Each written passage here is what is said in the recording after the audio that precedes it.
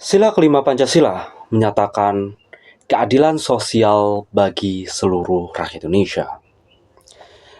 Namun, bagaimana mungkin seorang warga Indonesia bernama Pak Ajat, seorang pasien cuci darah dengan penghasilan hanya Rp700.000 per bulan, justru kehilangan jaminan kesehatan gratisnya.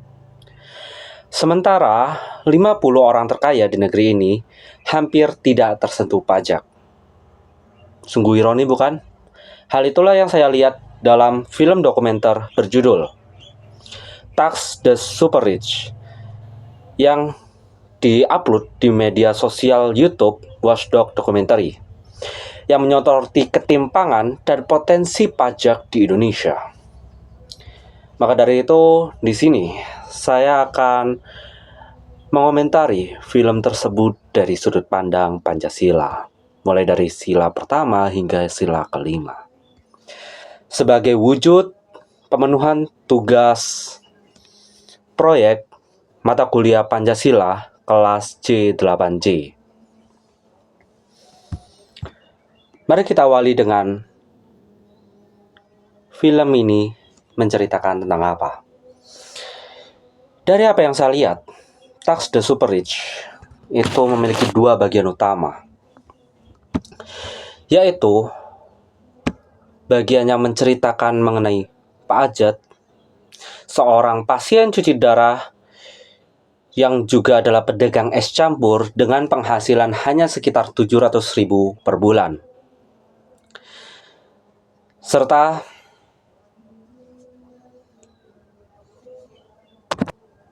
pekerja kelas menengah, yaitu Sekar, yang harus berangkat pagi mulai pukul 5 pagi dan transir berkali-kali menggunakan KRL yang sangat padat untuk menghindari kemacetan demi menghemat biaya.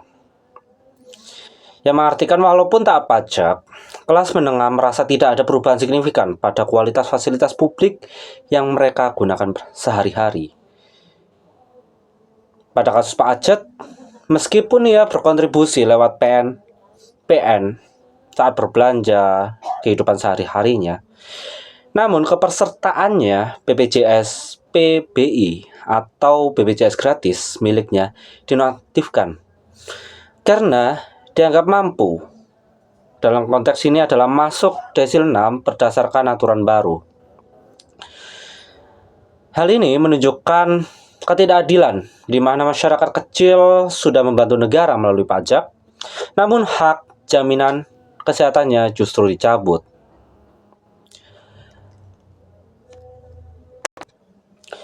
Pada film ini sangat menyoroti terkait dengan kebijakan pajak di negara kita, di mana Indonesia saat ini tidak menerapkan pajak kekayaan.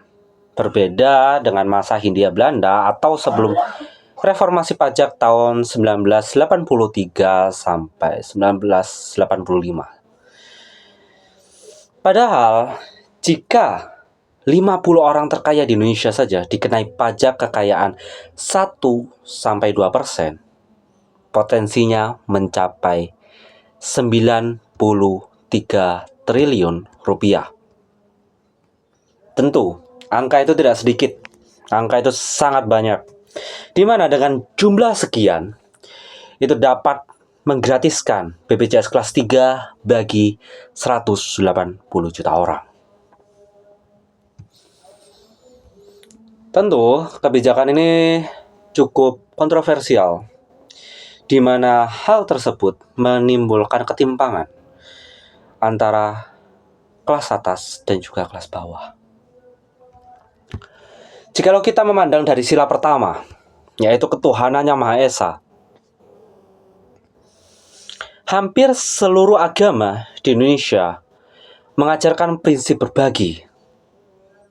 Zakat dalam Islam, persepuluhan dalam tradisi lain, dan lain sebagainya. Pada dasarnya, ini adalah bentuk redistribusi kekayaan yang sudah dipraktikkan jauh sebelum istilah pajak kekayaan dikenal.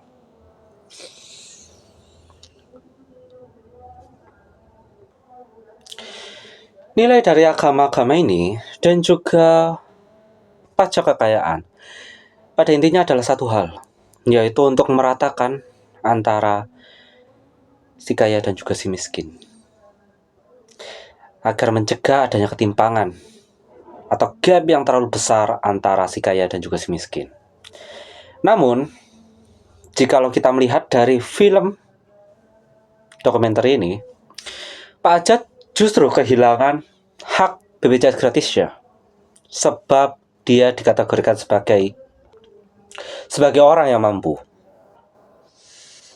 Dalam konteks ini, beliau masuk ke desil 6. Padahal penghasilannya jauh di bawah standar layak hidup. Maka dari itu sebenarnya perlu dilakukan atau adanya sistem verifikasi desil yang tidak boleh hanya mengandalkan data administratif, tapi juga diperlukan pengecekan lapangan dan mekanisme banding yang cepat, seperti hanya yang diterapkan di negara Filipina ataupun di Meksiko. Namun tentu dalam penerapannya perlu disesuaikan kembali. Lalu, apabila kita melihat dari sudut pandang sila kedua, yaitu kemanusiaan yang adil dan beradab, Ajat tetap membayar pajak berupa PPN setiap kali dia berbelanja. Namun haknya atas layanan dasar justru dicabut. Hal ini sungguh ironi, di mana walaupun Ajat sebenarnya telah memenuhi kewajibannya dalam membayar pajak berupa PPN, namun hak dasarnya justru tidak terpenuhi.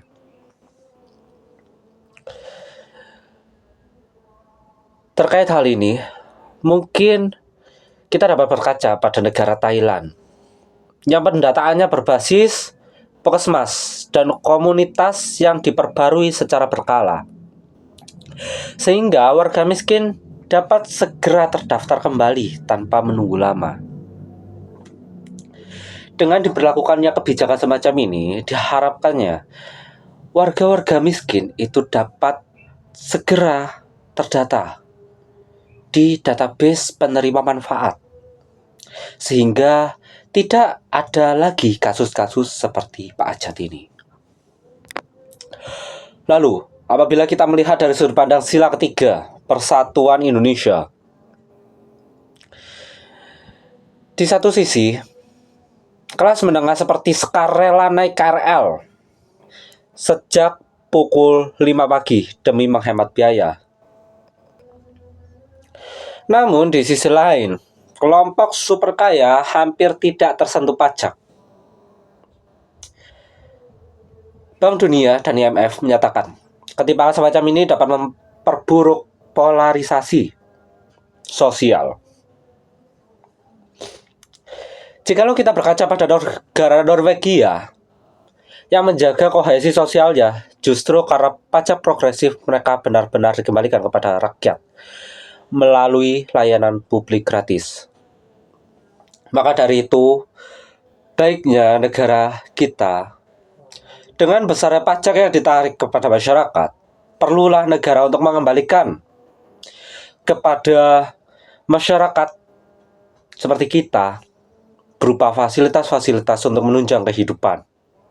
Perlu negara di sini mengambil peran sebagai penanggung jawab, pengambil amanah yang telah diamanahkan oleh rakyat.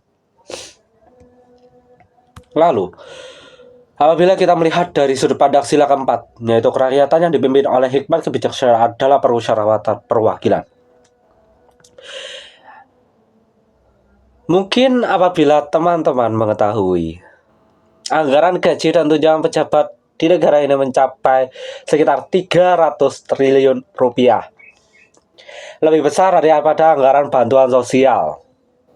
Ini menunjukkan bahwa proses penganggaran kita belum sepenuhnya representatif kepentingan rakyat kecil seperti Pak Ajat.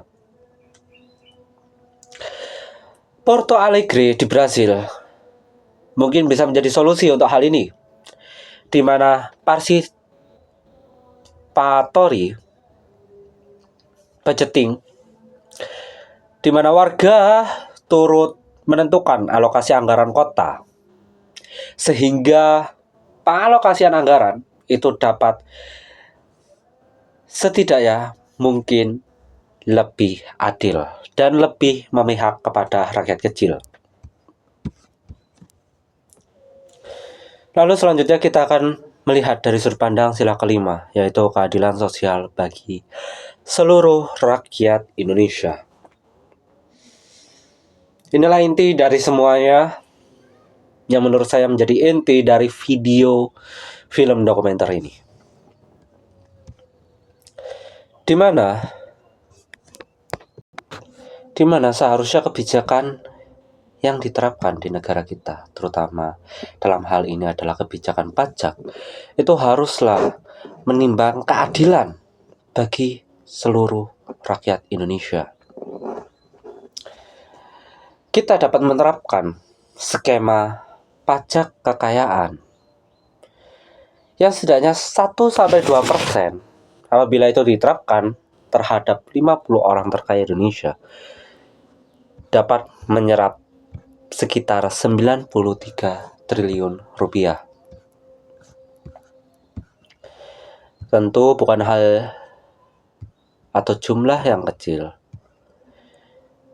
Hal itu dapat sangat bermanfaat bagi rakyat yang lainnya. Maka dari itu, harapan saya negara dapat mengambil posisi atau memperbaiki posisinya sebagai penentu kebijakan dan juga pembuat sistem.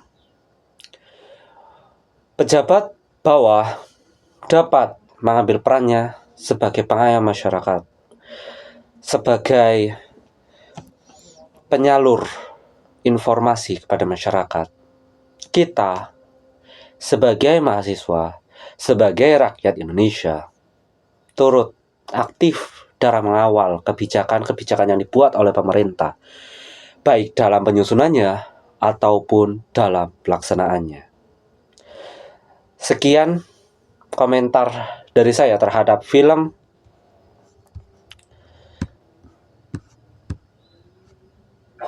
Tax the Super Rich. Harapan saya semoga negara ini menjadi lebih baik dan kebijakan-kebijakan yang diberikan oleh pemerintah dapat lebih pro terhadap rakyat kecil. Sekian penyampaian dari saya. Wassalamualaikum warahmatullahi wabarakatuh.